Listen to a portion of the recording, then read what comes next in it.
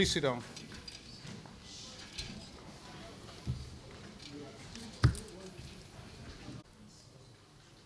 Ladies and gentlemen of the press, senior officers from Defense Headquarters and Service Headquarters, good afternoon, and you're welcome to this special press briefing, during which I'll give you an update of the coordinated operation on the Lakurawa terrorist group hideouts in Gidan Bisa and Gidan Rutua, in which we conducted airstrikes on the 25th of December. That was some couple of days ago. Now, for us in the military, it is our duty to defend our people, and in so doing, if not through peaceful means, then through the force of arms. Accordingly, on the 25th of December, a coordinated joint operation was conducted between the air component and the land component of Operation Fansanyama to destroy Lakurawa terrorist groups in their hideout at Gidan Bisa and Gidan Rutua in Jirukon Forest, in Sokoto State.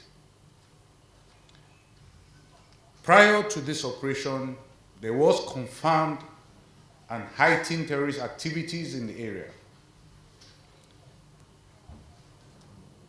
Accordingly, sustained intelligence, surveillance, reconnaissance was conducted for extended period of time to confirm the presence of the terrorists hibernating there, and to also make sure that those in that location were indeed terrorists. Indeed, because of the painstaking measures, the operation, which should have taken place on an earlier date, had to be rescheduled to the 25th when that operation was conducted. The operation was planned as a joint effort to leverage the air component precision strikes capability and the land component ability of having the boots on the ground. Now, how was this operation conducted? It started with pre-operational intelligence, surveillance, and recognition missions to confirm the terrorist activities within the general area. Thereafter, human intelligence were deployed, and their reports collaborated the intelligence, surveillance, and recognition findings, emphasizing the strategic importance of neutralizing the location. Having confirmed,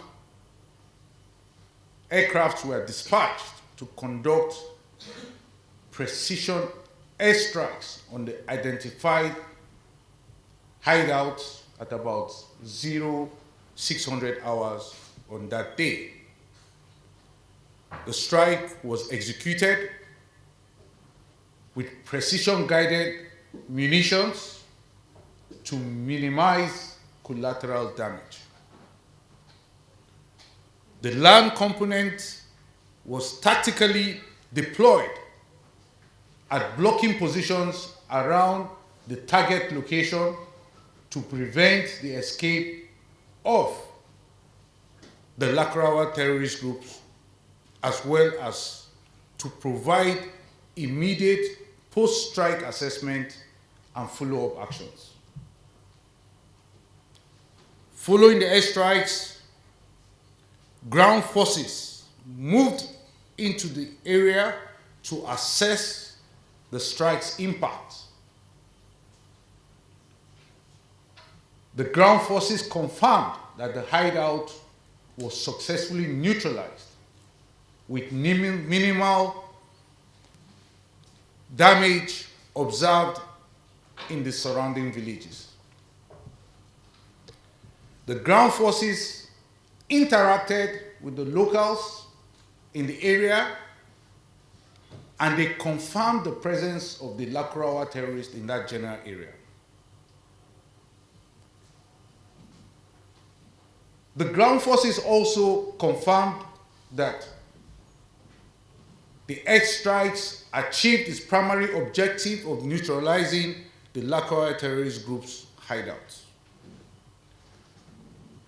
The destruction of the key infrastructure of the terrorist groups was also confirmed, as well as the effectiveness of the strike was confirmed by the ground forces that were on site. Surviving Lakurawa terrorist groups combatants fled the area immediately after the strike, particularly as they had better knowledge or familiarity of the terrain. Others among them were neutralized. Locals confirmed that the Lakurawa terrorists stayed in the village and used the general area as a staging area for the conduct of their operations. Also, intelligence surveillance and reconnaissance, as well as human intelligence report prior to the operation, consistently indicated the hideout was a high concentration terrorist location. The airstrike, at the end of the day, had minor impact on the surrounding villages. The airstrike indeed hit logistic base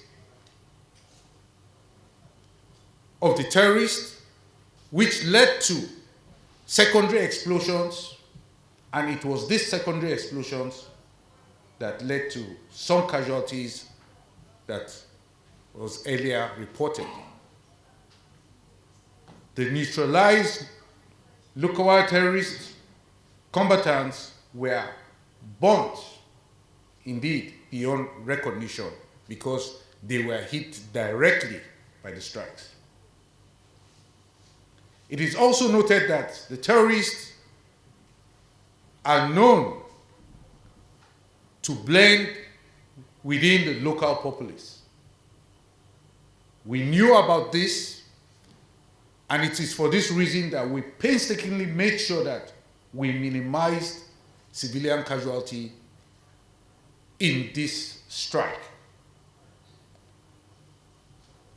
And because the terrorists blend among the civil populace, it is often difficult to differentiate friend from foe. In summarizing, I would say that troops target terrorists and not innocent citizens. Having said that, we must also remember that war is ugly and horrible in every sense. War is never beautiful, and it is the worst human endeavor ever. This is the reason we often come out and explain what we are doing in the field, knowing that by so doing, we have a better chance to deny the enemy to manipulate things and use it for their purposes or to their advantage. Every innocent soul lost in the course of our operation is a tragedy. And we do sympathize with their loved ones and their families whenever such occurs.